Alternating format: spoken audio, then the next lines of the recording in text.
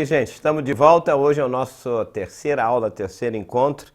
Estamos aqui ainda na sede da Missão do Farol, aqui em Teresópolis, nas montanhas. E tá um dia muito gostoso, um friozinho muito bom, mas o Espírito de Deus está aqui entre nós e realmente é muito bom a gente poder gravar estas aulas e de maneira, durante 30 minutos, 35 minutos e esclarecer aqueles que estão interessados em se aprofundar na palavra de Deus de maneira mais assim objetiva, mais subjetiva, aliás, e não tão superficial. E como eu já disse nos outros encontros, meu cooperador no Evangelho, nosso irmão Fidelis, Rodolfo Fidelis, eu não estou bajulando ele não, ele é um cara já humilde demais, só as pessoas humildes que a gente fala isso, né? Mas que bom, Rodolfo, obrigado realmente, a gente tem feito isso aqui e gravamos também lá no Núcleo, na Barra da Tijuca, e eu faço isso porque realmente a gente tem que louvar a Deus pelas pessoas que Deus coloca para apoiar, para ser um cooperador no Evangelho. Então você que está nos assistindo, você que faz parte, que é amigo da missão, obrigado, porque eu sei que muitos têm nos ajudado, têm contribuído espontaneamente no seu coração. E a razão da gente poder dar essas aulas e ter tempo, porque não é fácil preparar aulas, como eu falei, com embasamento bem bíblico. Como eu sempre disse, eu não quero colocar a minha opinião. Então, se você não aceita, você fale com o apóstolo Paulo, fale com Deus, porque eu estou usando a Bíblia, a palavra de Deus. E se a alguma hora eu falar alguma coisa, eu digo, é a minha opinião, né? Como Paulo fazia, ele disse, olha, vou dar um mandamento agora para as mulheres, não é de Deus, é a minha opinião. Então, quando isso acontecer, eu faço, tá? E como eu disse, olha, eu quero que você que está nos assistindo aí, está participando das aulas, você tem a liberdade, se você tem o seu ponto de vista, se você já tem uma formação a respeito sobre a lei, sobre a graça, obviamente eu não quero induzir ninguém a nada, mesmo porque só o Espírito Santo é que pode te iluminar e mostrar alguma coisa, mas com certeza eu espero que alguma coisa você possa aproveitar, ok? Então, vamos à nossa aula mais uma vez, e eu quero, como eu sempre faço, eu quero começar do ponto que nós terminamos na semana passada, e você está lembrado, ainda deixei o quadro lá, Efésios capítulo 2, de 11 a 19, e eu quero falar sobre o versículo 14, e eu escrevi aqui, vocês estão lembrados ontem, sobre a parede de separação que existia entre os judeus e os gentios, né? E Paulo, eu li o texto todo, não vou fazer isso novamente, mas eu quero que você entenda um pouco mais, na prática, por que Paulo usou essa expressão, essa frase, parede de separação. O problema é o seguinte, essa parede de separação fala sobre uma situação que acontecia no templo, na época em que eles se reuniam. Havia uma separação no templo físico entre os judeus, ou seja, dentro do templo tinha um lugar que era permitido apenas de os judeus sentarem, era mais na frente.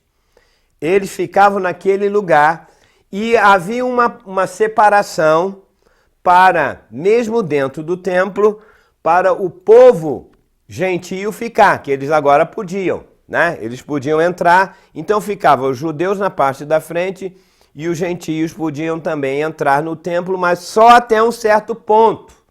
A partir dali eles não podiam participar das reuniões, então eles ficavam separados.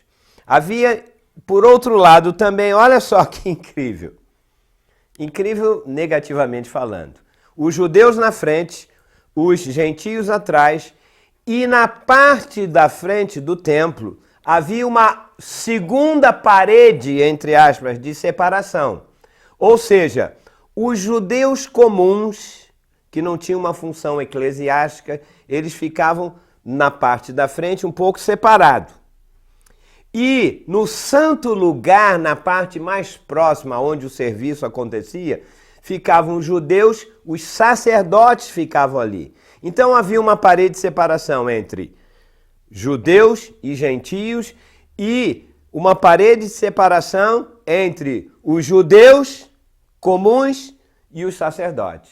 Os sacerdotes ficavam lá naquela parte, eles podiam entrar, enquanto o judeu comum não. Olha só, que coisa mais errada. Então, judeu de um lado, sacerdote do outro e o gentio do outro. Na verdade, o fato dos gentios estarem separados significava que eles não tinham direito para entrar na presença de Deus. É como eu disse, você deve assistir a nossa série, uma série básica. Eu vou fazer uma observação aqui a respeito de 3 coisas importantes para você poder entender a Bíblia com uma propriedade tremenda. Eu estou preparando ainda, porque a Bíblia fala que o homem tem 3 partes. É só uma coisa para você entender. O homem é dividido em 3 partes, corpo, alma e espírito, e a alma do homem também é dividida, né, em vontade, emoção e intelecto. A Bíblia fala que o tabernáculo de Moisés tinha 3 partes. O átrio exterior, o santo lugar e o santo dos santos. E isso aqui é interessante aqui, especificamente, porque o templo também, lá na época, era dividido em 3 partes. Os gentios ficavam só numa parte, vamos dizer assim, no átrio exterior. Os judeus ficavam no santo lugar, no caso, né, do tabernáculo de Moisés, onde haviam apenas algumas peças, mas a presença de Deus não estava ali, de maneira objetivamente falando. E só o sacerdote, está lembrado? Uma vez por ano entrava no Santo dos Santos, aonde tinha a presença viva de Deus. Então, nós temos que entender, como eu disse, eu fiz essa observação para que depois você entre no nosso Facebook e tal, nós vamos oportunamente preparar isso, porque existem 3 fases da nossa salvação, entendeu? Então, é sempre 3 coisas. Com esta, vamos dizer assim, esse panorama da economia de Deus, você vai entender. Textos, como eu falei para vocês na primeira aula, quantos povos existem? 3. Qual é o primeiro? O povo judeu, o povo gentio e o povo da igreja de Jesus. Tudo na Bíblia pode ser definido assim. Então eu fiz só essa observação para que você seja estimulado, quem sabe, a ouvir um pouco mais a respeito disso. Então veja, os gentios estavam separados de Deus, voltando aqui o texto, né, de Efésios capítulo 2, que eu li ontem, a gente já aplicou algumas coisas. Eles não tinham direito de entrar, vamos dizer assim, aonde o sacerdote entrava, que era a presença de Deus ali. Então ele ficava só como espectador. Por outro lado, o judeu comum também não podia, porque ele não era necessariamente um sacerdote. Mas, como diz o versículo 14, dentro do contexto, diz que Cristo é a nossa paz. E o que é paz, na verdade? É exatamente o contrário de inimizade, né? Criou-se uma inimizade. Nós vimos ali, ele aboliu, diz lá no versículo 10, 11, 12, 13, aboliu a inimizade na sua carne, a lei dos mandamentos e a lei de forma de ordenanças. Então veja só, com a morte de Jesus na cruz, ele derrubou a parede da inimizade que existia entre judeus e entre gentios. E isso significava que eles precisavam de quê? Se tinha uma parede de separação, eles precisavam de reconciliação. Tudo está no texto que eu li na aula passada. Então veja só, por que eles eram separados? Porque os judeus, por um lado, tinham a lei, eles tinham a palavra, eles tinham as alianças, eles tinham a promessa. Mas, apesar de terem estas coisas, eles rejeitaram o Messias, rejeitaram Yeshua HaMashiach, e rejeitaram a Jesus.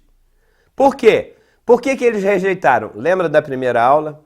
Por causa da justiça própria. Eu não preciso que ninguém me justifique. Eu tenho a lei. Ei, eles tinham a lei, mas o fato de ter a lei não significa quase nada. Eles precisavam cumpri-la. E quem não cumpria a lei, aliás, Jesus disse, você pode cumprir toda a lei, se deixar de cumprir um mandamento da lei, você não cumpriu nenhum deles. Então, o fato de ter a lei não significava muita coisa. O orgulho fez com que eles dissessem não. Por outro lado, é verdade, os gentios não tinham nada, eles estavam sem Deus, fora da aliança, não tinham esperança, como nós lemos no texto. Por isso que esses dois povos, ambos, lembra? Judeus e gentios, os dois estavam perdidos. Eles não tinham solução. Um tinha lei, mas não cumpria e rejeitaram o Messias. O que eles tinham? Nada. Os gentios, por outro lado, não tinham a lei, não tinham Jesus, não tinham esperança, também não tinham nada.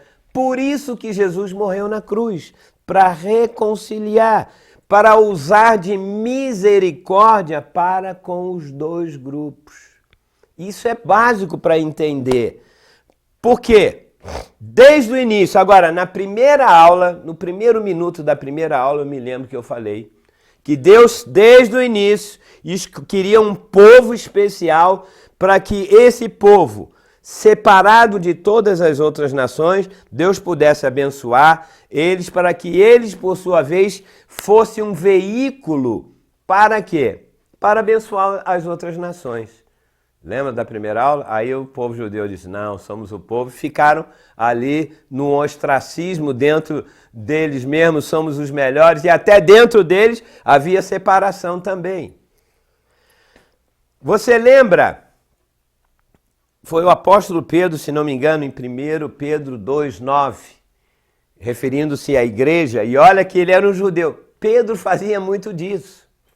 Apóstolo Pedro, se você ler lá no livro de Atos, capítulo 10, aliás, deixa eu só fazer uma referência aqui interessante. Você vai dizer, não, isso não acontece. Já acontecia no Velho Testamento. Jesus falou assim para os discípulos, e eles eram judeus, Pedro principalmente, né, que era um judeu, ele falou assim, olha, já quase no final do seu ministério aqui, Jesus ia morrer na cruz, ele disse, ide por todo o mundo e pregai esta boa notícia, o evangelho do reino, que aliás ele falou, né? Porque ele veio trazer o evangelho do reino. Preguem para todas as nações, aqui na Judéia, lá em Samaria, até os confins do mundo. Eles ouviram isso. E você sabe que aí Jesus foi embora, morreu, Jesus voltou para o céu. E Pedro começou a pregar o evangelho somente para os judeus. Pedro, quando via um gentio, o apóstolo Pedro, no início do ministério dele, já salvo, quando via um gentio na rua, de um lado da rua, como todo judeu fazia, porque eles achavam que os outros povos, né, eram contaminados, não eram do povo de Deus, ele atravessava a rua e ia para o outro lado. Era considerado pelos judeus, na época de Pedro, desde lá do Velho Testamento, imundo. Tanto que eu fico imaginando Jesus à destra do Pai dizendo assim, meu Deus, Pai, eu fui lá, morri e falei para eles pregarem o evangelho a todos os povos, samaritanos, judeus, gentios e tal. E Pedro passou 10 anos no ministério. Você sabe que são 10 anos pregando o evangelho só para o judeu, ainda querendo que ele circuncidasse e fizesse isso, guardasse a lei e tal, isso, aquilo. Jesus deve ter dito, ai. Aí um belo dia Pedro foi orar, tá lembrado? Subiu no eirado da casa, né? 10 anos se passaram e os gentios não tinham oportunidade de poder, porque Jesus morreu na cruz para que eles pudessem também ter acesso a Deus, acesso à aliança. Pedro estava orando, aí de repente veio uma visão. Vi um cesto que vinha do céu até Pedro. E naquele cesto tinham... Isso é Atos capítulo 10. É a maior história do Novo Testamento e ela se repete 3 vezes. 3 vezes. Eu falei, meu Deus, para que tanto? Porque Deus queria enfatizar o que eles continuavam com a parede de separação. Aí tinham animais lá considerados pela tradição judaica, pela religião, pelo judaísmo, animais que os judeus não podiam comer. Era parte das leis, lembra? Não podiam comer. E eram animais imundos. E na visão que Pedro teve, Deus falava assim, Pedro, mata estes animais e come. E Pedro, tendo uma visão celestial, Pedro disse, Senhor, de modo nenhum, eu não vou comer o que é imundo. A lei diz, mas Deus falou, Jesus, meu filho, o que eu considerei limpo, você não pode considerar impuro. Mata e come. Pedro disse, de modo nenhum. Ele continuou a orar. E Deus novamente insistindo, disse, Pedro, olha o que a religião, o legalismo faz com a gente. A gente prefere seguir um ritual do que seguir a voz de Deus. Mata e come. Eu agora considerei isso como... Ele estava falando dos gentios. Porque Pedro só ia pregar para os judeus. Pedro, vá para um gentio. Não. 3 vezes. Aí Deus parou de falar com Pedro e foi na casa de um... Porque isso tudo está em Atos 10. Aí, sabe o que o Senhor fez? Falou, eu vou mandar a mesma visão para um romano chamado Cornélio, que ele tem um coração que ele está pronto para ser salvo, ele está pronto para ouvir a mensagem do Evangelho. Ele tem que ouvir sobre a ressurreição, o que eu vim fazer. E Cornélio era um homem temente a Deus e tal. E ele fazia até orações, como muitas pessoas que não conhecem a Jesus, cumprem um ritual, né? Como muitas pessoas que a gente conhece de muitas religiões, que eu não quero entrar aqui. E ele fazia as orações, ele dava até esmolas, diz lá o texto. E ele estava fazendo as orações dele mesmo sem ter a salvação, sem ter Jesus. E naquilo Jesus apresentou para ele a mesma visão. Aí o Senhor falou com ele, Cornélio, manda um empregado seu, porque ele era um cidadão romano, ou seja, um gentio, fora da aliança. Ele não tinha direito a isso, aquilo, mas a misericórdia de Deus, como nós lemos, queria atrair os dois. E lá foi Cornélio, contou a visão, chegou, bateu na casa de Pedro. Aqui que mora Simão, o pescador, assim, olha, o meu servo, o meu senhor recebeu uma... Aí repete novamente a visão. Aí Pedro se lembrou, eu falei, uau! E ele ficou titubeando, vou, não vou. Aí eu disse, tudo bem, se Deus mandou, vamos lá. Se você continuar a ler a história, aí chega lá novamente, ele entra na casa de Cornélio. Primeiro que ele não queria ir, porque como judeu, ele não podia nem entrar numa casa. O fato de uma pessoa, na cultura judaica, entrar na casa da outra, era uma coisa muito séria. E entrar na casa de um gentio, de um romano, de um centurião, um policial, nossa, nunca. Eles eram, nós somos o povo. Lá vai Pedro, e Pedro, logicamente, ele levou alguns diáconos, alguns irmãos lá da igreja, porque, e não falou com ninguém, né? Ele era tão, bom, então deixa pra lá. Chega Pedro na casa de Cornélio e diz o texto de Atos, que na casa de Cornélio estava cheia de gente para ouvir a mensagem do apóstolo, do evangelho, o grande apóstolo que seguiu a Jesus. E ele estava lá feliz da vida, reuniu a família, diz o texto, todo mundo lá sentado. Aí entra Pedro, olha o que a religião e o legalismo faz. E Jesus já tinha falado, Pedro, vai, mata e come, prega o meu evangelho para os gentios. Ele disse, tá bom, fui lá na casa dos gentios. Chega Pedro, a saudação dele para com aquela família. Bom, meu nome é Pedro, sou apóstolo de Jesus Cristo e como um judeu que eu sou, o eleito, o escolhido, é indigno e impuro pela minha religião, apóstolo de Jesus falando, estar e entrar na casa de um gentio como o Senhor e todo mundo. É indigno da minha parte estar aqui. Eu fico imaginando que Jesus devia ter ficado muito bravo. Deve ter, e Pedro, contudo, tá tudo bem. Mas Deus não faz acepção de pessoas e tal, então eu estou aqui. E Cornélio e a família, feliz da vida, querendo ouvir sobre Jesus. Sabe o que aconteceu? Pedro faz a segunda pergunta. Primeiro que a saudação dele foi grossa, foi mal educado e foi na carne. Indigno.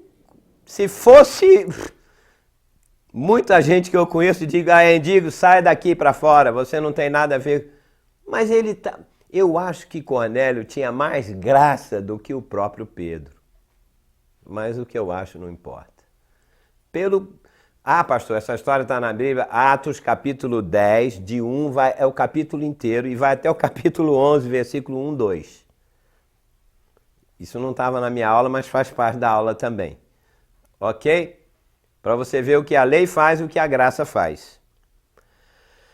Muito bem. Segunda pergunta de Pedro. Seu Cornélio, vocês me chamaram aqui, o que vocês querem que eu faça? Depois de falar que era indigno. Deixa eu te perguntar uma coisa. Se você é um apóstolo, entra num lugar, você pergunta o que você quer que eu faça. Ele, como apóstolo, tinha que exercer o seu ministério. Falar de Jesus, falar da reconciliação, da amizade e tal. O que eu quero que eu faça? O Espírito Santo deve ter catucado nele. Ele começa, se você ler o discurso de Pedro na casa de Cornélio, ele nunca ia falar da salvação, por exemplo, de chegar a fazer um apelo e convidar eles, dizendo, não, podem vir a Jesus, vamos, que era o hábito na época, batizá-los nas águas, receberem o Espírito Santo orando em língua. Pedro, botar a mão sobre eles, nunca. Então ele começou falando, é verdade. Sabe aquele lero papo furado de quem não quer muito entrar nas coisas de Deus? Isso era só para o judeu. É verdade, Deus não faz acepção de pessoas.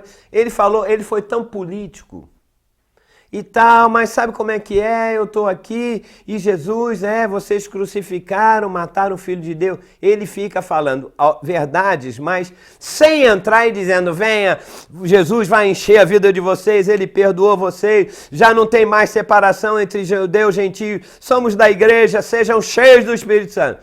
Pedro ficou enrolando, e diz o texto, de repente, caiu o Espírito Santo sobre Cornélio, sobre a mulher, sobre os filhos, sobre a casa dele, e todos eles começaram a orar em línguas, glorificar Jesus, aleluia, glória, e profetizavam, e Pedro parou o sermão, chamou os 2 diáconos ou 3, não sei quantos tinham, e falou, uau, o que aconteceu? Esses caras gentios, meu Deus, caiu.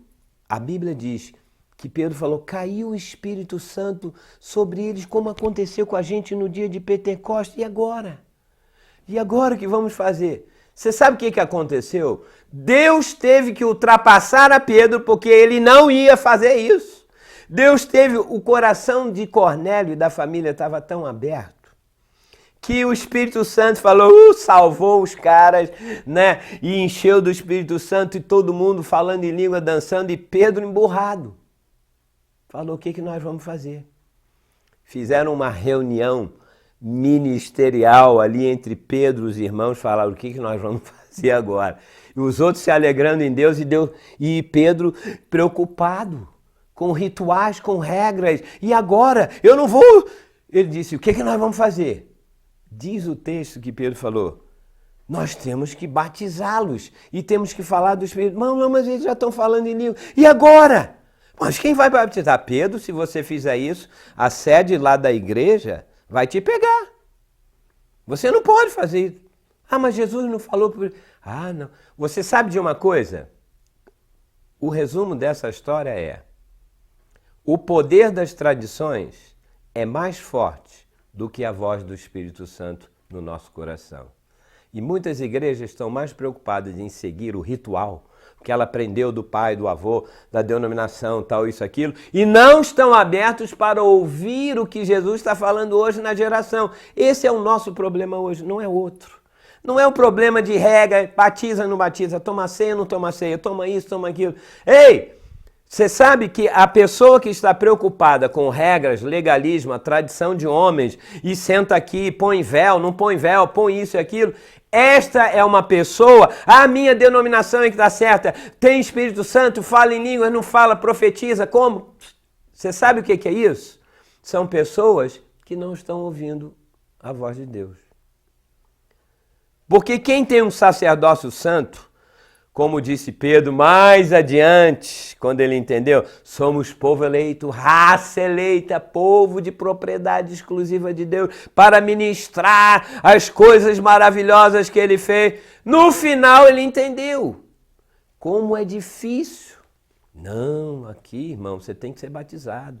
Ah, não, mas eu já fui. Não, mas na nossa denominação, não, aqui é diferente. Você foi batizado? Não, eu sou presbiteriano, eu fui na igreja, eu fui batizado como criança. Não, como criança não vale, porque não tem entendimento. E de mais a mais é água só respingada. Você tem que ser batizado nas águas, profundo, sepultar o velho homem e tal. Ah, não, mas eu já fui de novo. Não, mas aqui na... E ficamos com essa história. Enquanto isso, Deus está falando e está dizendo, não, lembre-se do que eu falei, pregue o evangelho a todas as nações, vão para os muçulmanos, vão... Você sabe de uma coisa? Nos Estados Unidos, o número de cristãos autênticos e verdadeiros é quase nada. Uma população de 300 milhões de pessoas, de americanos. As estatísticas são... Você sabe que o maior país do mundo, a China, 1 bilhão 300 milhões de pessoas, tem mais cristãos autênticos e verdadeiros prontos para morrer por Jesus. Dizem que aqui no Brasil tem 30, 40 milhões de cristãos. A China, em 1800 e pouco, já tinha... E ninguém sabe o número ao certo, porque pregar o evangelho lá e viver o evangelho é morte. Eu já li a história do avivamento lá na China. Naquela época já tinha 50 milhões de cristãos prontos para morrer para Jesus. Sei lá, hoje, 200, 300 milhões de cristãos. Um povo que adora Jesus. Deus está procurando quem não está preocupado com o ritual, com a doutrina, com a denominação. Pedro, e agora? Pedro, o que vamos fazer? Ele disse, nós temos que batizá-los nas águas. Está lá no texto. Mas eles receberam o Espírito. Olha como Pedro era cheio de tradição. Espera aí. Eles receberam o Espírito Santo. Tem que batizar nas águas, é uma condição. Deus estava dizendo, não importa o ritual, eles têm o meu Espírito e ponto final. Mas Pedro disse, vamos batizar. Aí Pedro interrompe a reunião e disse, com cara de... disse, olha, como Jesus falou, nós temos que batizá-los nas águas, vocês que receberam o Espírito Santo, é urgente e tal. E Pedro foi lá, teve e batizou, tá? E eles foram batizados, interrompeu lá o batismo dele no Espírito Santo, porque a Bíblia diz que só há um batismo, então cada um entenda como quiser. Cheios do Espírito Santo, e Pedro, Cornélio não estava nem aí. E Pedro admirou-se, diz que Pedro voltou. Aí o capítulo 11, se não me engano, diz assim, então ele voltou para a igreja. E quando ele chegou lá na igreja, você sabe de uma coisa, a fofoca já tinha rolado pelo versículo, diz, Pedro, Pedro já temeroso para prestar conta da visita apostólica na casa de um gentio que era um imundo. Pedro, não adianta falar, não adianta mentir, nós já sabemos de tudo. Sabem de quê? Você entrou na casa do impuro, de um romano, de um incircunciso. Pedro falou, entrei sim. Pois é, Pedro, agora nós não queremos que você seja mais o nosso... Espera aí, deixa eu explicar, não tem explicação. Pedro disse, espera aí. Aí ele contou a visão pela terceira vez. Eu estava orando e veio do céu, Deus disse que não considera imundo, ele estava falando dos gentios e tal. Aí nós fomos lá, eu não ia falar, não ia fazer apelo, mas eu estava pregando. Foi ou não foi, diácono? Foi. Mas aí eu não ia falar. De repente o Espírito Santo caiu sobre eles, como caiu pra gente no dia de Pentecostes. E daí? E falaram em língua, profetizaram, então eu tinha que batizar ele. Aí diz o texto, se não me engano, então eles apaziguaram, entenderam que o Espírito Santo caiu sobre eles como caiu sobre os outros. Ora, eu gastei quase a aula inteira, mas eu quero mostrar para você na prática que Deus está muito mais interessado em encher o seu espírito com o espírito dele, com a vida dele, do que propriamente você ficar seguindo os rituais, isso, aquilo. O mesmo aconteceu. Havia uma parede de separação entre judeus, gentios e entre judeus e sacerdotes. Esse é um outro problema que acontece hoje também na igreja. A igreja tem o povo comum e tem o povo do altar, do ministério. E não é qualquer um que pode pregar na igreja, porque de lá tem que ter isso, aquilo. Ora, se nós somos o povo do Espírito de Deus, quer dizer que o Espírito Santo só fala através do líder, do pastor, do presbítero, do apóstolo, do isso, seja lá de quem for. E Deus está fazendo uma coisa, e prepare, meu amigo, que eu vou te dizer uma coisa. A geração desse último dia não vai ser a geração da liderança que controla isso tudo. Vai ser de Cornélios. Aquele carinha que está lá no fundo da sua igreja, quem sabe um pretinho, sem dente, que não tem nada, pobrezinho. Deus vai cair sobre ele, ele vai começar a profetizar e fazer isso, aquilo, e os pastores vão dizer, uau, o que houve? Esse cara é de Deus. E ele vai ficar como Pedro dizendo, Deus é o único dono da obra. Ele distribui os ministérios, ele faz isso, ele faz aquilo. Então, ministério da lei, ministério da graça, o que é isso? Aos poucos nós vamos definir. Eu não tenho muito tempo, eu gastei, mas eu espero que você tenha aprendido alguma coisa com Atos capítulo 10, inteiro, essa história. Somos povo eleito de Deus. Quem é a igreja verdadeira mesmo? Judeus escolhidos, eleitos e predestinados, povo judeu, e o povo gentio que foi eleito, que foi cheio da presença de Deus. Por isso que eu preciso entender sobre judeus e gentios, para entender que a igreja de Jesus Cristo verdadeira é composta daqueles judeus salvos e dos gentios salvos, que se formou o terceiro grupo, que é a igreja do Senhor Jesus. Ele veio para destruir a parede de separação que dava uma falsa segurança para os judeus. Ele veio levantar também, Jesus, uma nova parede, vamos dizer, entre aspas, de separação entre os que eram circuncidados no espírito e os que não eram circuncidados no espírito. Tanto judeus como gentios. Você sabe de uma coisa? Se o povo judeu tivesse cumprido a lei, realmente Deus ia ficar com eles e os outros não. Mas como eles não cumpriram, então Deus quis que dos dois, os que fossem escolhidos, o novo grupo, que chama-se raça eleita e escolhida pelo Espírito de Deus. Não pense você que pelo fato de você ter a lei judaica, você é a raça eleita. Se você não cumpre, você está maus lençóis. Não pense que você, pelo fato de ser um gentio e tal, que não conhece a lei, mas você faz boas obras, como muita gente diz, não, eu faço boas obras, eu ajudo, eu não creio em Deus, você está por fora. Mas quando Jesus vem e junta aqueles que ouvem e creem no verdadeiro evangelho, estas pessoas são a verdadeira igreja do Senhor.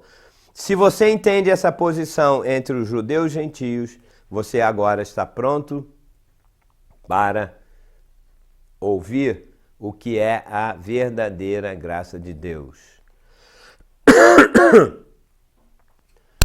Vamos terminar, como eu disse, já estamos na nossa hora e amanhã eu vou continuar um pouco mais. Eu espero que você tenha um pouco de paciência. Como eu disse, nós vamos embasar isso com textos, com a Bíblia. Eu não quero dizer a minha opinião, como eu disse, mas eu espero que você esteja nesse grupo da graça de Deus. Deixa de lado a sua justiça própria, deixa de lado o seu orgulho espiritual, deixa de lado a prática de rituais, ordenança. Não, eu não posso comer isso, aquilo. Deixa para trás o seu comodismo religioso, deixa para trás estas denominações.